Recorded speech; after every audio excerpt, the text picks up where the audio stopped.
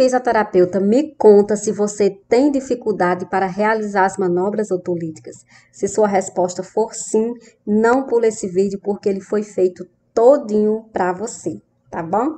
Então, seja bem-vindo a mais esse vídeo, né? Seja bem-vinda a mais esse vídeo, né? Do nosso processo de disseminação de conhecimento.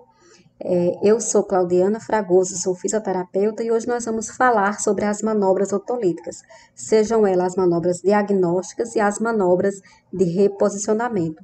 Nós vamos falar também sobre as dificuldades que alguns profissionais de fisioterapia podem ter durante a execução dessas manobras. Então, antes da gente entrar propriamente no assunto, deixa só eu contar para vocês uma história.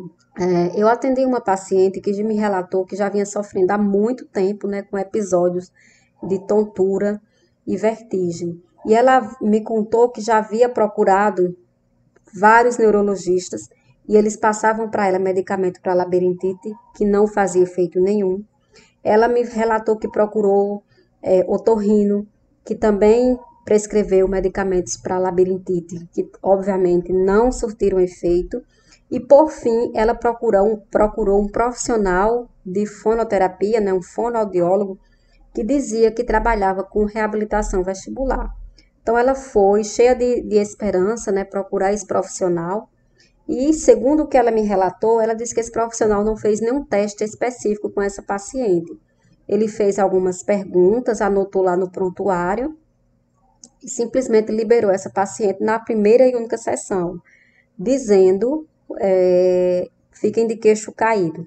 Mas esse profissional disse que aquela paciente não tinha nada e que ela estava melhor do que ele. Então, aquela paciente, ela saiu daquele consultório desmotivada, ela saiu frustrada, ela saiu desesperançada, né? E ela saiu dali achando que ou estava de fato louca, ou que as pessoas que passaram por ela, né, os profissionais que a atenderam, pudessem estar achando que ela estivesse louca, porque era uma paciente que teoricamente não apresentava nada e que vivia de consultório em consultório procurando ajuda, né? Então ela saiu dali muito desmotivada e ela permaneceu com a tontura dela, com as crises dela por muito tempo, né, achando que o problema dela não tinha solução.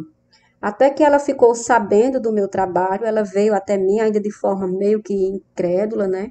Eu comecei a fazer anamnese nessa paciente e na hora de realizar um dos testes, né, eu fui realizar com ela uma manobra diagnóstica e foi muito interessante, porque antes de eu concluir aquela manobra, antes de eu finalizar aquela manobra, então o nistagmo dela se apresentou de um lado, né, lado direito dela.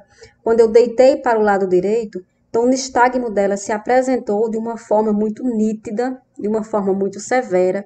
Os olhos dela rodavam de uma forma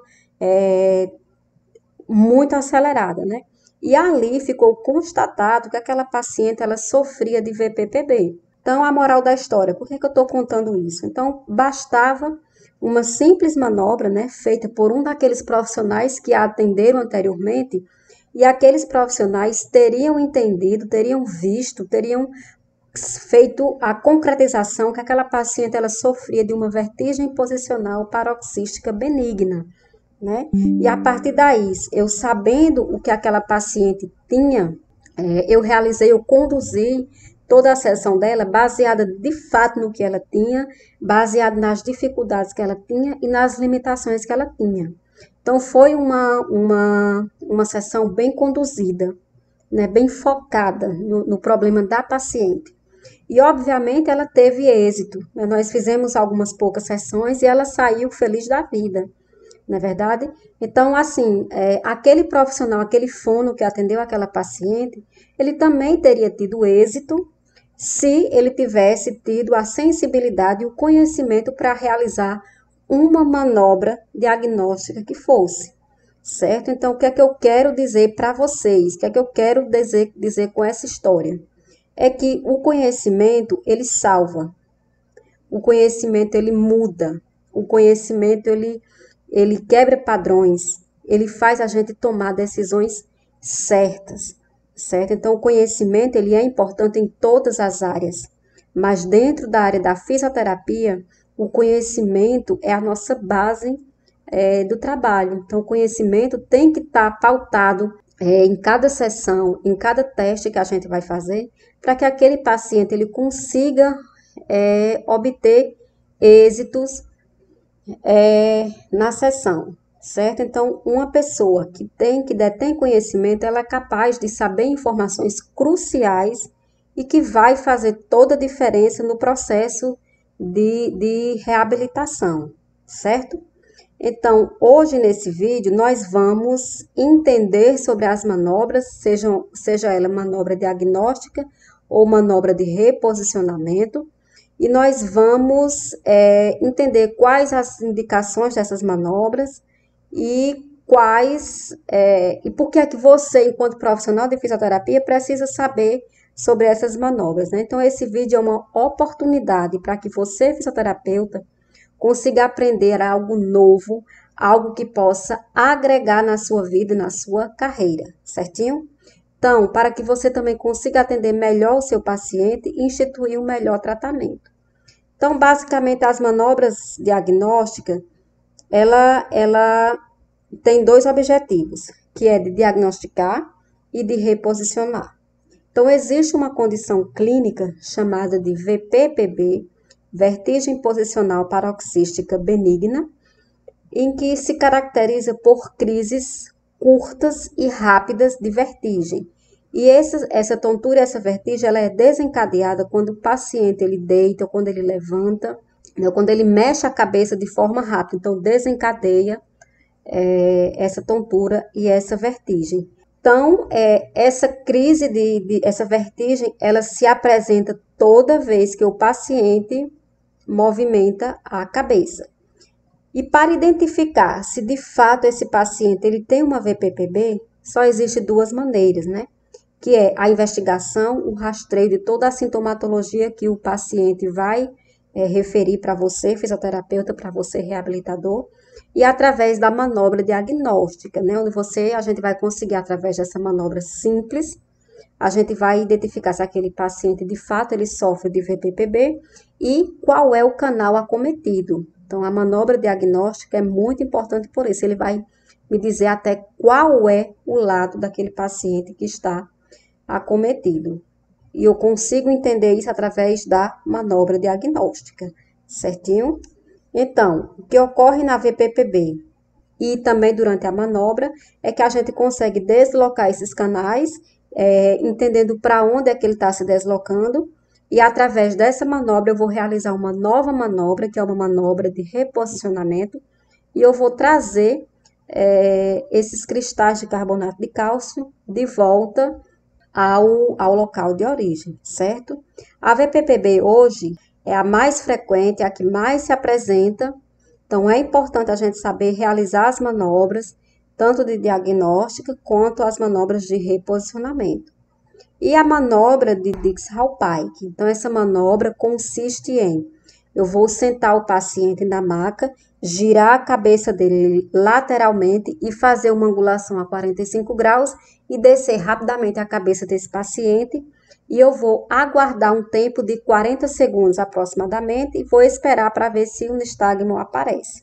Então, a partir daí, eu tenho mais duas opções. Tenho duas opções. Ou eu, ainda com o paciente deitado na maca, eu viro a cabeça dele e inclino novamente para o outro lado, para verificar se tem presença de nistagmo do outro lado. Ou eu posso fazer de um lado, sentar o paciente, virar novamente a cabeça dele para o outro lado e deitá-lo, certo? Claudiana, prefiro fazer quando o paciente ainda está deitado na maca. Ele está deitado, eu lateralizo e inclino a cabeça dele para trás, deito, aguardo os 40 segundos e viro para o outro lado, certo? Então, já faço tudo deitado e já vejo se aquele paciente ele sofre de VPPB ou não. Então, as manobras diagnósticas hoje têm se destacado principalmente pela alta resolutividade, né? E pela fácil execução. É muito simples você fazer uma manobra diagnóstica, né? E hoje, inclusive hoje, a academia Americana de Otorrinolaringologia tem recomendado veementemente que se use bastante as manobras diagnósticas e as manobras de reposicionamento, tamanha é a sua eficácia. Então, realizaram estudos, né, para identificar qual é o benefício dessas manobras. E pacientes que foram submetidos a esses testes e pacientes que realizaram as manobras, foi identificado que eles ficaram por, no mínimo, 3 meses sem ter crises de tontura e sem precisar fazer nenhuma outra terapia associada a essas queixas de tontura. Então, isso é um tempo excelente comparado a todas as limitações que aquele paciente vive em virtude da tontura e da vertigem. Então, foram realizados também vários estudos, né, para identificar mais uma vez a eficácia dessas manobras, e os pesquisadores chegaram à conclusão que 74% dos pacientes que realizaram a manobra, eles precisaram de apenas uma manobra para ficar sem tontura. 15% dos pacientes precisaram de 2 manobras e 6% dos pacientes investigados precisaram de 3 manobras ou mais. Ou seja, é muito boa a eficácia dessas manobras, né? Então, como eu já falei, nos dias atuais, a manobra mais usualmente, a manobra diagnóstica mais frequente, a mais utilizada, é a manobra de Dix-Hallpike. E a função dessa manobra é desencadear um nistagmo, né? Quando eu deito rapidamente o paciente, a intenção é justamente desencadear o nistagmo e ver para que lado aquele nistagmo está batendo e assim identificar qual lado aquele paciente está com a VPPB, né? Que é a vertigem posicional paroxística benigna. Então, lembra do caso da paciente que eu contei no início do vídeo, né? Então, na hora que eu fui deitando essa paciente, o nistagmo dela, a VPPB já se apresentou de uma forma bastante forte, bastante eficaz, o que não deixou dúvidas do que aquela paciente tinha. Então, a manobra ela é bem simples de ser executada. Obviamente, no início, né, quando a gente não está familiarizado, não tem experiência, então, as manobras, a gente tem uma certa dificuldade em realizar aquelas manobras. A gente fica um pouco inseguro, né? Mas que a prática, a experiência vai levando à prática e a prática vai levando à experiência. Então, vai chegar um ponto em que essas manobras vão ficar bastante automáticas para vocês, vão ficar bem tranquilas de se fazer, né? Então, tem que praticar muito. Então, a manobra, usualmente, mais frequente nos dias de hoje, a manobra diagnóstica, é a manobra de Dix-Hallpike. Eu vou repetir como é que a gente faz ela.